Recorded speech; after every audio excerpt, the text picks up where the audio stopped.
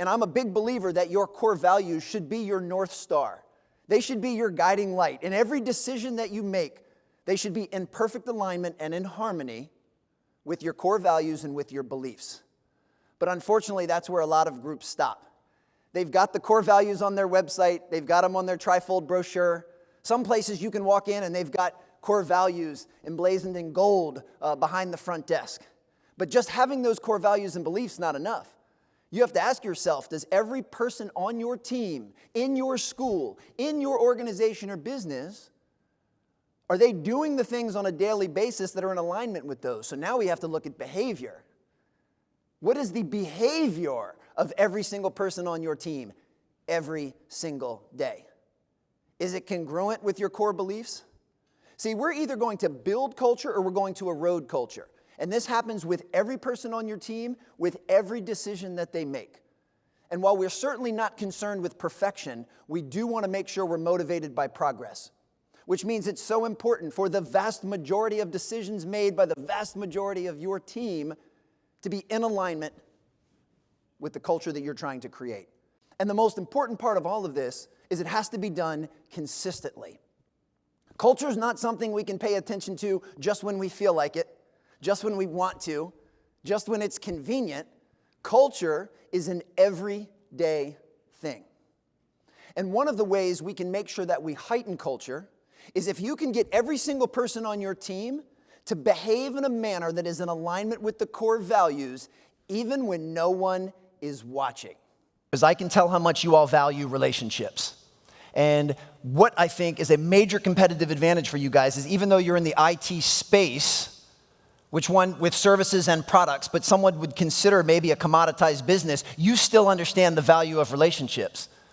And the goals that you all set for 2020 and for the decade to follow will come down to the 3 relationships I'm going to share with you right now. If you all can make a commitment collectively to pour into these 3 relationships, it will help you close those performance gaps, and you guys will blow those goals out of the water.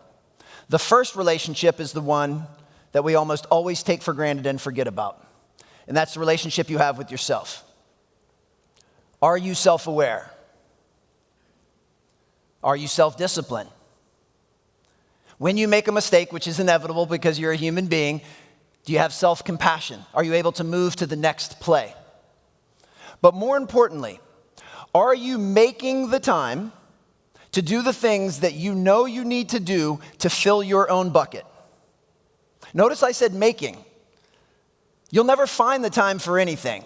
Not when you work as much as you work and you have your families and you have all of your other commitments. You will never find the time for anything. You have to make the time to fill your own bucket. Mentally, physically, emotionally, and spiritually if appropriate to you. But you have to make the time to do that.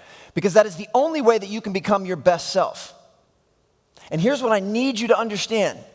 Every person in this room needs you to show up as your best self.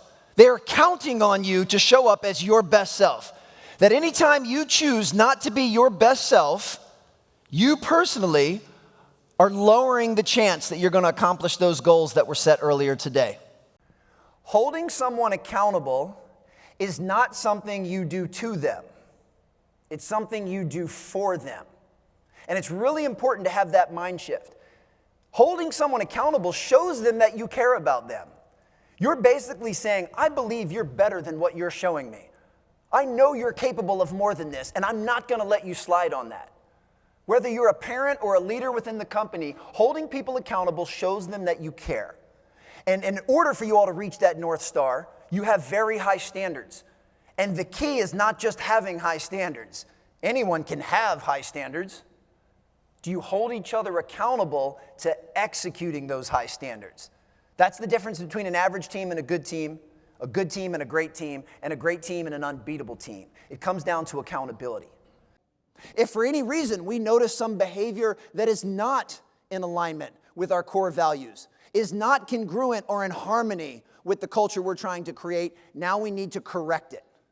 We need to coach it. And how do we do that? We go back to those 3 arrows.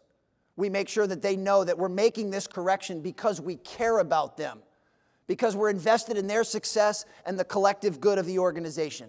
But those are the only two options. There is nothing in between. I was very fortunate to serve as the basketball performance coach at DeMatha Catholic High School in Hyattsville, Maryland for 6 years. And DeMatha is an internationally renowned high school boys basketball program.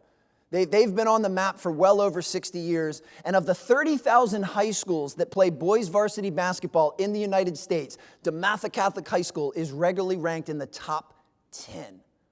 Now, part of that is because they have elite talent. And we all know that we need talent to win.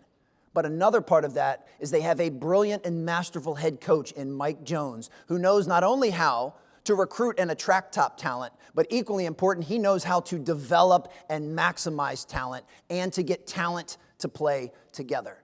And one of the most important traits that Coach Jones emphasizes the moment a young man steps on the campus of DeMatha Catholic High School is this concept of next play. So why does Coach Jones want the DeMatha players to focus on the next play? It's the only play they can do anything about. They can't do anything about the play that just occurred. All they can do is get everything in alignment with the next play. You just missed a wide open layup. It's okay, next play. You just turned the ball over. It's okay, next play. Yes, I know, the referee missed a call. It happens occasionally in high school basketball. Next play.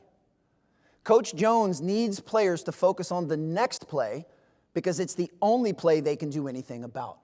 And when you take a game like basketball that's played at the level that DeMatha Catholic High School plays, if a player chooses, and the key word is choose, if a player chooses after they miss a layup, turn the ball over, or the referee missed a call, if they choose to pout, if they choose to hang their head and have bad body language, if they choose to jog back on defense, what inevitably happens is the player they're supposed to be guarding gets an easy dunk or layup on the other end, which means they just took one mistake and they've now immediately compounded it into two mistakes. And as a leader, that's simply unacceptable. You cannot allow the members of your team to multiply mistakes. Mistakes are going to happen. I've been around high school basketball long enough to know there will be missed layups. There will be turnovers, and there will absolutely be some missed calls. But as a leader, you cannot allow them to make one mistake and turn it into two, because that's not fair to the rest of the team. So Coach Jones, every single practice, every single workout, every single game emphasizes the concept of next play. In fact, he also adds a hand gesture. He will say next play and make this hand gesture. And I promise you, if any of you are fortunate enough to attend a DeMatha Catholic High School basketball game, and you sit within earshot of the bench, you will hear Coach Jones say next play no short of 100 times during the course of a high school basketball game. I've learned the power of repetition. Repetition, repetition, repetition. Repetition is not punishment. Repetition is the oldest and most effective form of learning on the planet, and that will never change. And I've also learned, as a coach and as a father of three, that just because you tell them, it doesn't mean they heard you. So tell them again. Just because you show them, it doesn't mean they saw you. So show them again. And just because people know, doesn't mean people do. By show of hands, how many of you have seen me speak live at one of the previous Omnicell events? Put your hands up high. Okay, so it's about half. Keep your keep them up. Keep your hands up if you have implemented every single thing that I've told you and not missed the day since you saw me speak. Keep your hands up. Okay, thankfully we don't have any liars in the building. Just because we know doesn't mean that we do.